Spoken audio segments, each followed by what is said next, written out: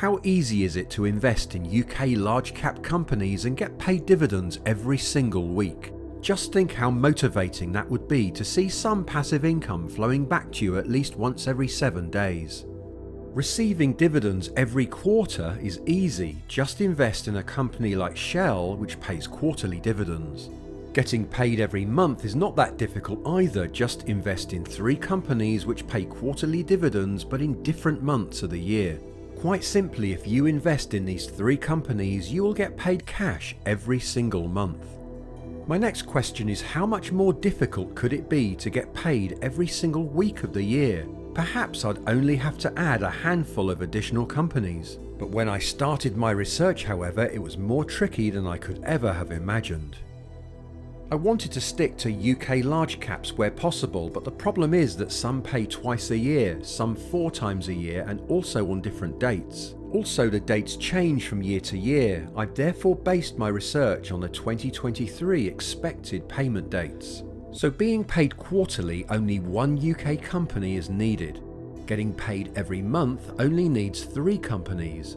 But to get paid every week, you are probably going to need over 30 companies.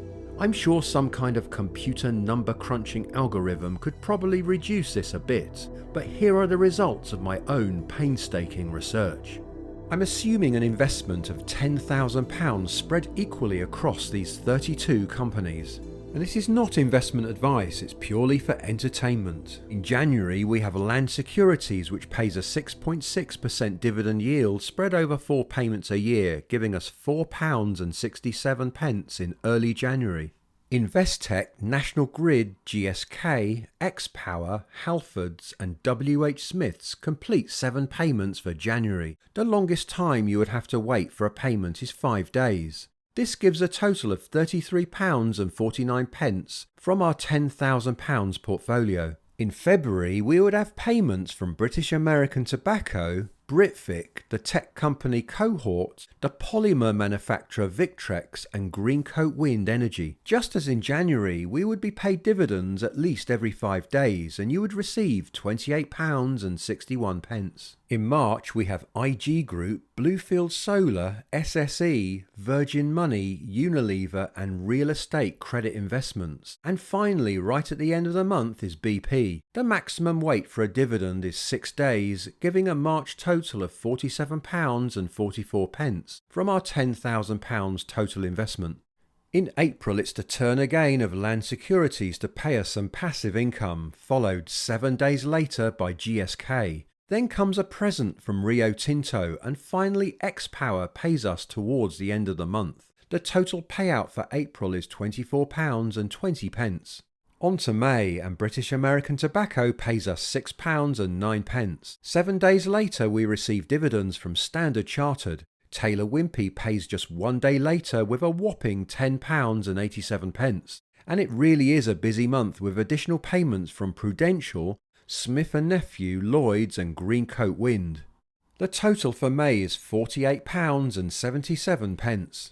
In June, we receive payments from BAE Systems, Relx, Bluefield Solar, Unilever, Virgin Money, BP and Victrex. The maximum wait between dividends is 6 days, giving us a June total of £31.03. In July, we kick off with GSK, followed by Balfour Beatty, the media giant WPP, the electric fan maker X-Power, Britvic, Sainsbury's, Centrica, Land Securities and Real Estate Credit Investments. 6 days is the maximum wait between dividends in July, and the total for the month would be £55.67. In August, we have WH Smiths, National Grid, Investec, British American Tobacco, First Group, Greencoat Wind and Bluefield Solar. There is a maximum of 6 days between payments and a total for the month of £37.99. In September, we have Unilever, Relx, Real Estate Credit Management, Lloyds, Halfords, SSE, BP, Rio Tinto and Prudential. a maximum wait of 6 days between dividends and a total of £58.77. October brings payments from Cohort, GSK, Land Securities, X-Power, Standard Chartered, IG Group, Smith & Nephew and WPP. 7 days is a maximum interval here, with a total for the month of £43.50. November brings us dividends from Bluefield Solar, British American Tobacco, Taylor Wimpey, Centrica, Greencoat Energy and BAE Systems. The maximum wait is 7 days and the monthly total is £34.27. December gives us dividends from Balfour Beatty, Unilever, Sainsbury's, BP and First Group. The maximum wait is 7 days and a total of £24.59. And the total for the year is £468 in dividends, and you would be paid something every week. The average yield is just under 4.7%, and hopefully there will be some capital growth on top. In my own portfolio, I have 25 individual UK companies, which are all shown here. I also have 3 exchange-traded funds to give me even greater diversification. The first one, ISF, gives me exposure to the complete FTSE 100 and pays a dividend of almost 4% spread over 4 payments.